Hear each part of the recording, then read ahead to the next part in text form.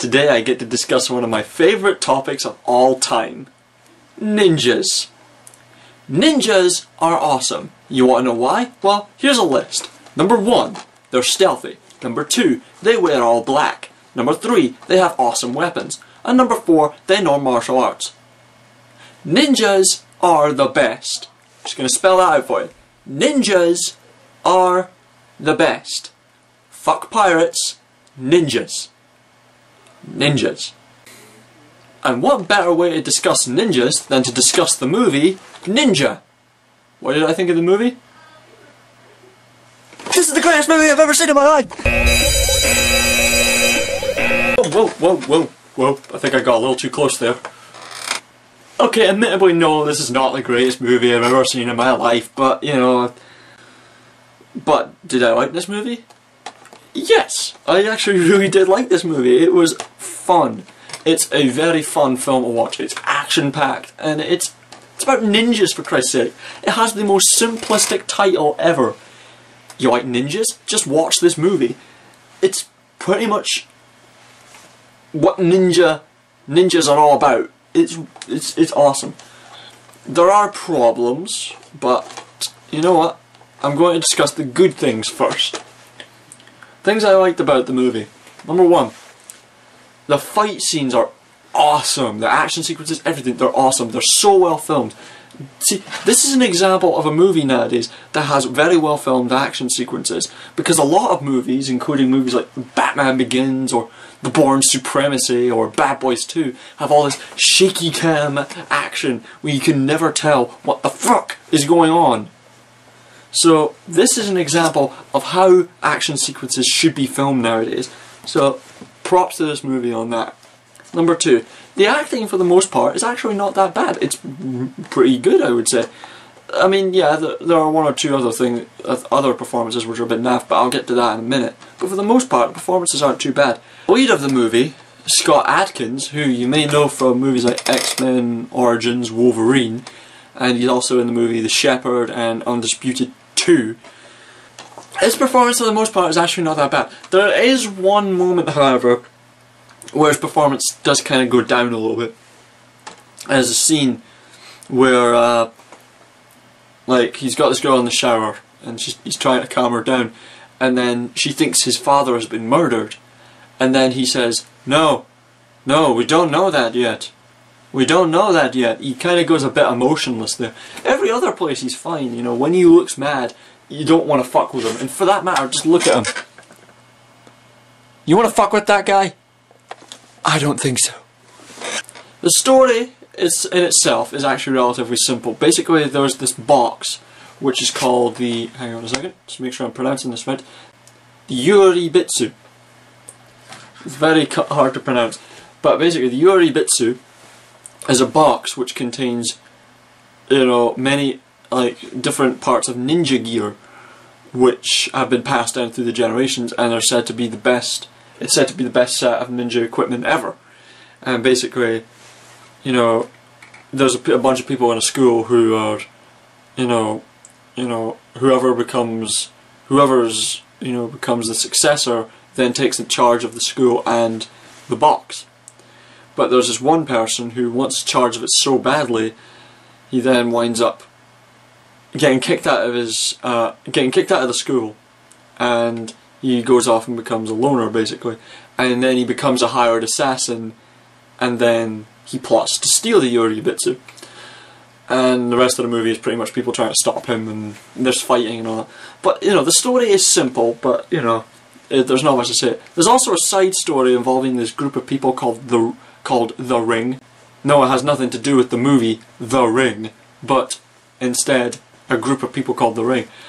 And the gangsters from that group show up throughout the movie, and they do play something of a dominant part. And you know, that part of the story is not too bad either. That's pretty much most of the positive things I can really say about this movie. There are, however, a couple of negative things about the movie that I have to say. Number 1, while I did say that the acting in many places was very good, there was one guy in the movie whose performance was terrible. Absolutely terrible. and it was the guy, I can't mind the name of the character, but it was the guy who's in charge of that group, The Ring, you know, the guy who was in charge of that group. There was this one scene where he gave a decent performance where he was talking to the press. He did an alright job there, but the rest of the movie, he overacts ridiculously. He overacts more than Diaz from Mega Piranha. That's a fucking accomplishment right there, if you can overact fucking Diaz from Mega Piranha, you know? So that guy's performance was really bad. It was kind of funny, but at the same time, you know, the movie was so serious that I was like, God damn you know, if you did your performance better. But I don't know, you know, he's kind of fun to watch, I suppose. The movie could have done with being maybe an extra 10 minutes longer, just for a bit of extra story development, because there's a lot of action sequences in this movie, and it's a very action-driven movie, you know, but it could have used the extra 10 minutes for a little bit of extra development in the story. Because, I mean, yeah, I have to give it credit though, being that the movie is only about 83 minutes, but that's including credit time, so the movie was only about between 75 and 80 minutes, so it's a short movie, but it does manage to just tell the story relatively well, and it's, you know, it's not confusing, it's explained relatively well, and everything you need to know is explained, but it could have done with being an extra 10 minutes. And the third, and if I'm honest, final problem with the movie was there was a 5-minute section. There was a section of the movie, right? That's about 5 minutes, right? Where two of the dumbest things occur, right? This is just two dumb moments in this movie. And they really annoyed me when they came about, because I was like, what the hell is going on? Basically, the gangsters from the group The Ring barge into this university professor's apartment because he knows the location of the Yuri-Yubitsu because he stored it in a vault. And they go in there, and rather than, say, get information from him, they fucking kill him! They just kick the door open and shoot him! I thought the whole reason that they were there was to get the fucking information! And I know what some of you are thinking. They probably just said, oh, they probably went in there and killed them so that they could find the information in the apartment.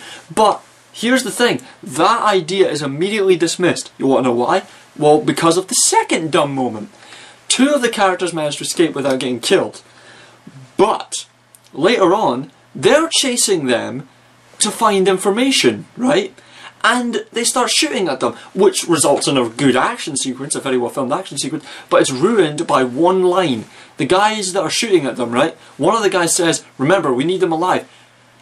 If that's the case, why the fuck were you shooting at them? If you need information from them, you shouldn't be fucking shooting at them trying to kill them.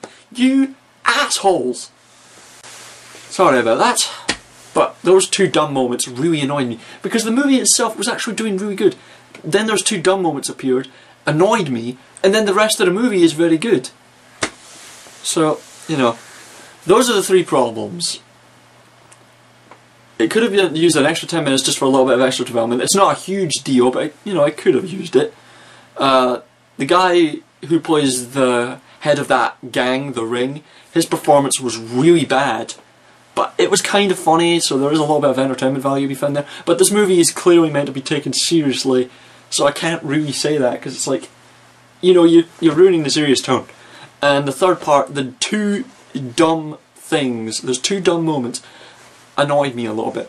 But I will happily, you know, ignore those things when watching the movie, because, you know, it's a fun film, you know, it's well filmed. The action choreography is very good.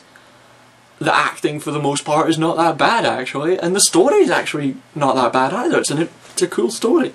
And everything's explained. And the first 5 minutes of the movie where they explain, you know, backstory and all that, that bit was done really well with the cool narration. So I gotta give him props for that. But yeah, that's really all I have to say about this movie, Ninja. If you like martial arts movies and you like a good action movie, you know, I mean, this is definitely worth a look, because it is a very well filmed and made movie. Yes, there are the problems that I addressed, which is going to explain the rating in just a minute, but it's a good movie. It's definitely worth a watch. It's fun to watch.